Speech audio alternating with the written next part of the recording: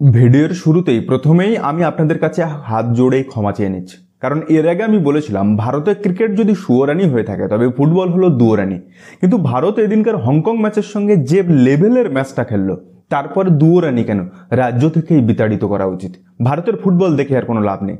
ভারত যে লেভেলের ফুটবলটা খেলেছে তার চেয়ে আমাদের গ্রামের রানী রাসমণি ক্লাবের কনসিস্টেন্সি ভালো। পাড়ার যে কোনো টুর্নামেন্টে তারা সেমিফাইনাল বা ফাইনাল খেলে।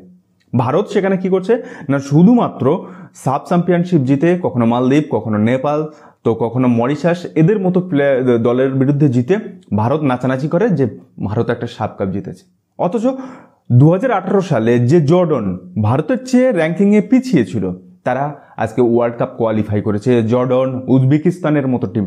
আর ভারত না এগিয়ে যাচ্ছে না পিছিয়ে যাচ্ছে। ভারতের বর্তমান অবস্থাটা অনেকটা সাপের ছুঁচো গেলার মতো অবস্থা, না গিলতেও পারছে না ফেলতেও পারছে। এদিনকার ম্যাচ হলো ভারত এবং হংকং এর মধ্যে এবং বাংলাদেশ ও সিঙ্গাপুরের মধ্যে। এই চারটে টিমের মধ্যে সবচেয়ে ভালো র্যাঙ্কিং 127 ভারতের। কিন্তু কি আয়রনি দেখুন, সবচেয়ে খারাপ যে দলটা খেললো সে হলো আমাদের ভারত। না কোনো পরিকল্পনা আছে, না কোনো মাঝমাঠ আছে। আপুইহা এবং সুরেশ একজন ডিফেন্সিভ ব্লকার মাঝমাঠে, তারাই মাঝমাঠে দাপিয়ে পাঠালো। মাঝমাঠে কিচ্ছু নেই। বল প্রেসিং থেকে শুরু করে বল পাস সবেতেই হংকং এগিয়েছিল। একটা সময় পর্যন্ত দ্বিতীয় অর্ধের 61% বল কন্ট্রোলে ছিল হংকংয়ের। জাস্ট একবার ভাবুন, যাদেরকে 2022 সালে ভারত 4 গোলে হারিয়েছে। আর তারা এখনো যদি দেখা হয়, এই হংকং টিম নেপালকে 10 জনের নেপালকে হারাতে পারেনি। আর সেই হংকংয়ের বিরুদ্ধে ভারত খেলছে কি না, তাদেরকে আটকানোর জন্য। জাস্ট একবার ইমাজিন করুন। হ্যাঁ, তাদের যে ফ্যান বেসটা ছিল, তাদের স্টেডিয়ামের যে পরিমণ্ডলটা যারা তৈরি করে রেখেছিল, তা সত্যিই ভয় ধরানোর মতো। ফুটবলকে কিভাবে সাপোর্ট করতে হয় সেটা ভারতীয়দের অবশ্যই এই ম্যাচে হংকংকে দেখে শেখা উচিত। আর কোচ মানোলো মার্কুয়েজ যে আসলে ঠিক কি প্রমাণ করতে চাইলেন, কি পরিকল্পনা নিয়ে দলটা মাঠে নামালেন সেটা বুঝতে পারলাম না। হংকং এর বিরুদ্ধে যে ম্যাচটা ছিল মাস্ট উইন একটা ম্যাচ, সেখানে তিনি প্রথম 60 মিনিট খেললেন কিভাবে না, প্রপার স্ট্রাইকার ছাড়া। আশিক কুরুনিয়ান যে ক্লাব ফুটবলের লেফট ব্যাক বা লেফট উইংয়ে খেলে, তাকে নিয়ে গেলেন তিনি ফলস 9 হিসাবে। স্পেনের ওই ফলস 9 হিসাবে খেলতেন ফার্নান্দো তোরেস। মানোলো মার্কুয়েজকে ভুলে গেছেন যে আশিক কুরুনিয়ান কখনো ফার্নান্দো তোরেস না। তবু আশিক কুরুনিয়ান যেভাবে উইথ দ্য বল এবং উইদাউট বল যেভাবে বল প্রেসিং করছিলেন, সেটা কিন্তু খুব দৃষ্টিনন্দন ছিল। কিন্তু আশিক কুরুনিয়ান যেভাবে সহজতম, এই ম্যাচের সবচেয়ে সহজতম সুযোগটা নষ্ট করলেন। লিস্টন, ব্র্যান্ডন এবং আশিকের যে যুগলবন্দিতে যে পাসটা লিস্টন তাকে দিয়েছিল, সেখান থেকে সামনে শুধুমাত্র এক গোলকিপার ছিল। কিন্তু আশিক কুরুনিয়ান বাম্পায়ের সেই বলটা প্লেসিংয়ে গোলে রাখা যেত, সেটাই মিস করলেন। এই আশিক কুরুনিয়ান ভারতীয় দলে আমার সবচেয়ে প্রিয় প্লেয়ার। কারণ থাইল্যান্ডের বিরুদ্ধে সেই 2018-19 সালের ম্যাচটা মনে আছে, AFC এশিয়ান কাপে। বাম প্রান্ত দিয়ে লেফট উইং ধরে তার যে দৌড়, সেই দৌড়টা কিন্তু যে দেখেছে সে আশিক কুরুনিয়ানের ফ্যান হয়েছে। কিন্তু আজকে ফলস 9 হিসেবে যে কখনো খেলেনি, তাকে এই জায়গায় রাখার তো কোনো মানে নেই। তবে এটা ঠিক, আশিক কুরুনিয়ান তুমি কিভাবে এই বলটা মিস করতে পারলে? এদিকে লিস্টন ক্লসো বাম প্রান্ত দিয়ে, যাকে ক্লাব ফুটবলে মোহনবাগানের হয়ে দাপটের সঙ্গে খেলে, সে কি করলো? বলের কারিগরি তো করলো, কিন্তু কোনোভাবে ম্যাচের 80 মিনিটে এত ভালো একটা সুযোগ যে মিস করলো সেটা বলার অপেক্ষা রাখে না। আর তার পরের মিনিটেই 82 মিনিটে সুনীল ছেত্রীর মিস। তো এই ভারতীয় দল যেভাবে খেলছে, যেভাবে যাচ্ছে, তাতে আমার মনে হয় এই ভারতীয় দলের অবশ্যই ফুটবল খেলা বন্ধ করে দেওয়া উচিত। আর একজনের কথা বলবো, রাইট ব্যাক আশিসরাই, যার প্রান্ত দিয়ে বারবার হংকং ঢুকেছে এবং টোটাল ম্যাচে তার একটাই কন্ট্রিবিউট, সেটা হচ্ছে 41 মিনিটে গোল লাইন সেভ। এছাড়া ওই ম্যাচে তার বলার মতো আর সত্যি বলতে কিচ্ছু নেই। অথচ দীর্ঘদিন ধরে সে সমানে সুযোগ পেয়ে যাচ্ছে ওই জায়গাটায় প্রথম 11। মানেটা কি বুঝতে পারছি না। এছাড়া যদি বাংলাদেশের দিকে খেয়াল করেন, আপনারা অনেকে বাংলাদেশকে বলছেন যে বাংলাদেশও তো হেরেছে, বাংলাদেশ কি আর এমন টিম করেছে। বাংলাদেশ বংশোদ্ভূত লেস্টার সিটির হামজা চৌধুরীকে এনেছে। হামজা চৌধুরী কত বড় প্লেয়ার যে লেস্টার সিটি প্রিমিয়ার লিগের মতো টপ লিগে খেলেছে, সেটা তো বলার অপেক্ষা রাখে না। সে হামজা চৌধুরীকে এনেছে, দুর্দান্ত স্কিলফুল সমিত সোমকে এনেছে এবং ইয়ং ফাইমুদুল্লাহকেও এনেছে। তো এরা বাংলাদেশ বংশোদ্ভূত প্লেয়ারকে এনে নিজেদের দলকে একটা অন্য লেভেলে নিয়ে যাওয়ার চেষ্টা করছে। যেখানে বাংলাদেশ ক্রিকেট দল যখন হাল চাষ করে মাটিতে, তখন বাংলাদেশ সাপোর্টাররা কি করলো না, বাংলাদেশ ফুটবলকে সাপোর্ট করতে শুরু করলো যে এই দলের একটা প্রসপেক্টিভ আছে, এই দল একটা উন্নতি করার চেষ্টা করছে। আর আমাদের ভারতবর্ষ, এদের না উন্নতি করার চেষ্টা আছে না অবনতি করার চেষ্টা আছে, এরা মাঝামাঝি জায়গায় দোল খেতে থাকবে। এরা আসলে যে ঠিক কি করতে চাইছে সেটাই বোঝা বড় মুশকিল। এরকম যদি চলতে থাকে, এই যে স্টেডিয়ামে ফুটবল ফ্যানগুলো যারা এইভাবে মাঠ ভর্তি করে যায়, যারা এইভাবে খেলা দেখার জন্য, ভারতীয় ফুটবলের খেলা দেখার জন্য এই যে 25 টাকার সাবস্ক্রিপশন দেখে ফ্যান কোডে দেখলাম, এই টাকাটা আমার ফেরত দেবে কে? এই খেলাটা দেখে কি এইভাবে ভারতীয় দল যদি খেলে আমি আর কতদিন সাপোর্ট করতে পারবো? বা আমাদের মতো যারা ভারতীয় ফুটবলকে ভালোবাসে তারা সত্যি কি আর সাপোর্ট করতে পারবে? এটা আপনাকে মানতে হবে যে 40 বছরের সুনীল ছেত্রী আর সেই জায়গায় নেই যে এলেন, মাঠে নামলেন, গোল করলেন এবং দলের জয়ে অবদান রাখলেন। সুনীল ছেত্রী তার প্রাইম টাইমকে ছেড়ে এসেছে, এটা মানার না মানার কোনো জায়গায় নেই।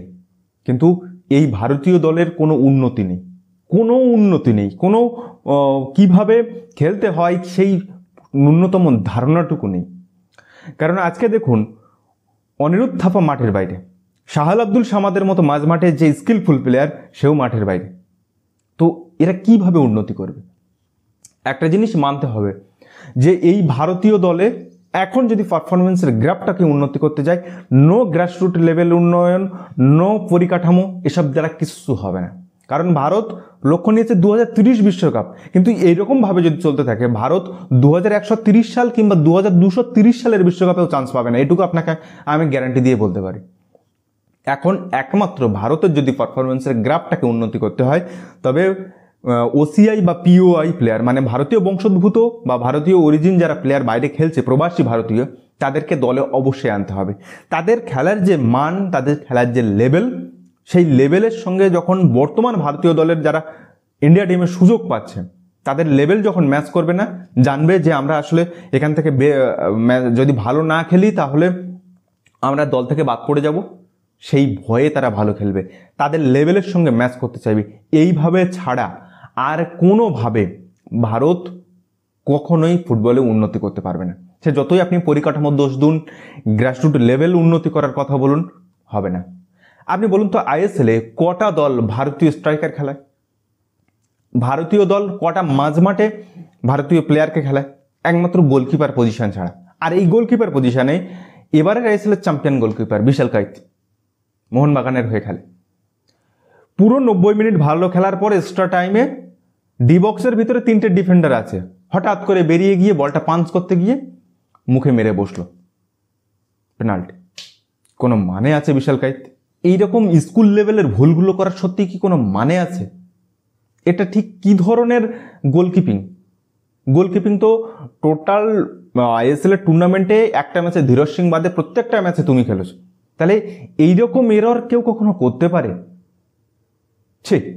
পুরো ম্যাচটা যেখানে ড্র হওয়ার চান্স ছিল, সেই ম্যাচটা হংকংয়ের কাছে পুরো হেরে আসতে হলো মাঠ ছেড়ে। সন্দেশ ঝিঙ্গন কি বলছেন না, ঈশ্বর যদি চায় তাহলে আমরা নেক্সট লেভেলে যাব। আরে ঈশ্বর তখনই তোমাদেরকে সঙ্গ দেবে যখন তোমরা পরিশ্রম করবে, খেলার জন্য চেষ্টা করবে।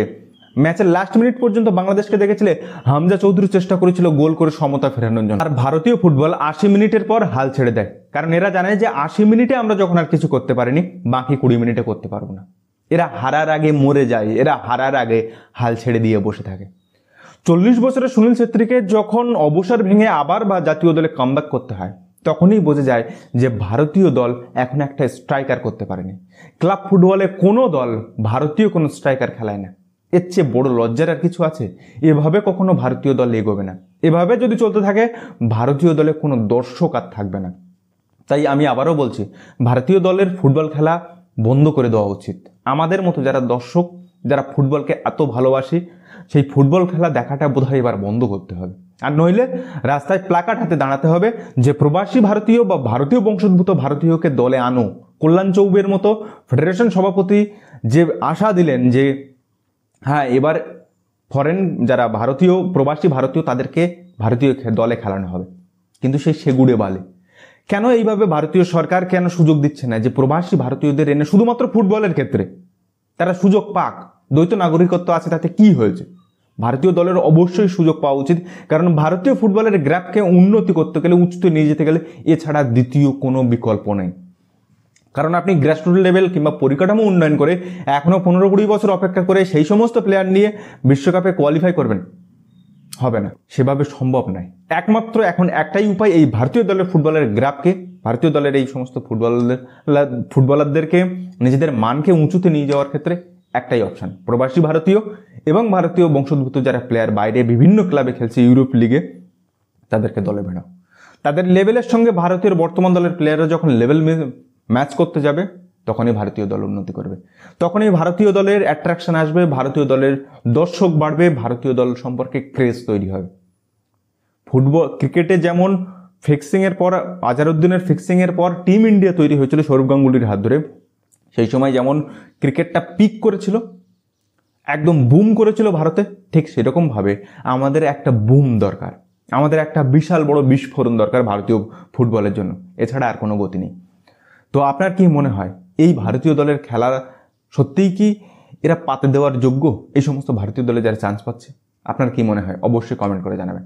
সত্যিই আমার আর কিছু বলার নেই, তো ভিডিওটা আজকে এখানে শেষ করছি।